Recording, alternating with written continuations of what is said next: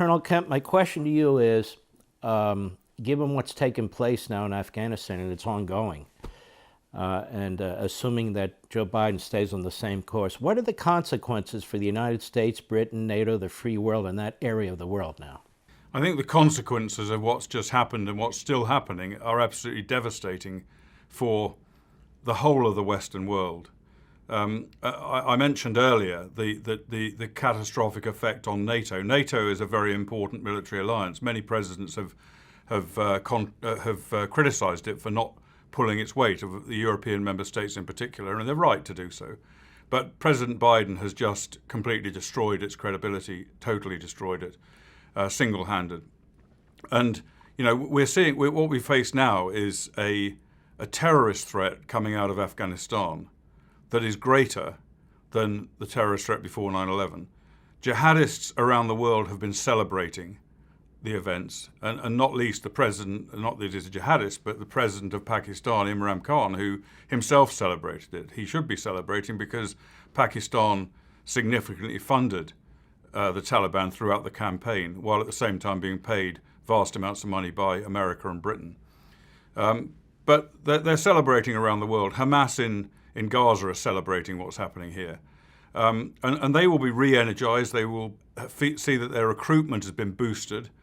They will be reinvigorated, and they will launch attacks around the world against our countries, as they did really when they were being inspired by the Islamic State. Al-Qaeda and the Islamic State are strong in Afghanistan at the moment. Al-Qaeda fought alongside the Taliban in recent battles.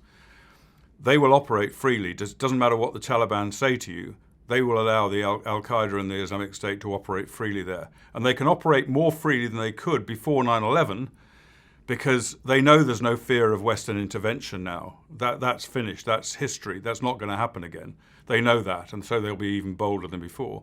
And jihadists from around the world will flock into Afghanistan to train, prepare, and launch attacks against the West. So the state of the terrorist threat is higher than it was at the height of the Islamic State's power when they controlled large parts of Syria and of Iraq. That's just one aspect of the situation. There's no one really who is celebrating this situation more than Russia and China. They're the greatest cheerleaders for what's happened. They've helped to bring it about, but they now will be emboldened themselves. They've done a great deal against the West, a huge amount against the West in the past. They now will look at the deterrent that the United States used to present, and they will see that they've got pretty much an open field to do almost whatever they like. And those countries that we had hoped to entice onto our side into the Western sphere, those countries will say, why would we do that? These people are clearly fair weather friends. We can't rely on them. We can't trust them. And they will see Russia and China as being the more reliable ally than any country in the West.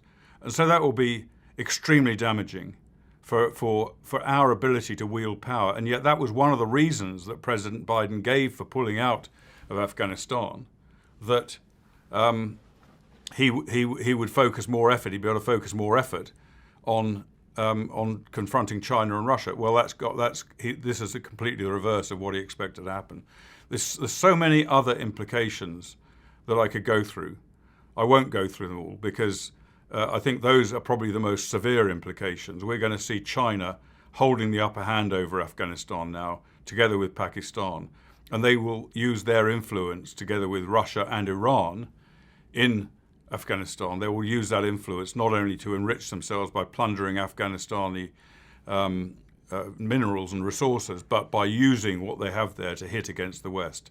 So the whole world just became vastly more dangerous. The US government, President Biden humiliated the United States. He humiliated the United States Army.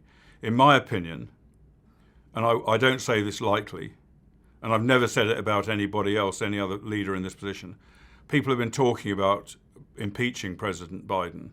I don't believe President Biden should be impeached. He's the commander-in-chief of the US Armed Forces, who's just essentially surrendered to the Taliban. He shouldn't be impeached. He should be court-martialed for betraying the United States of America and the United States Armed Forces.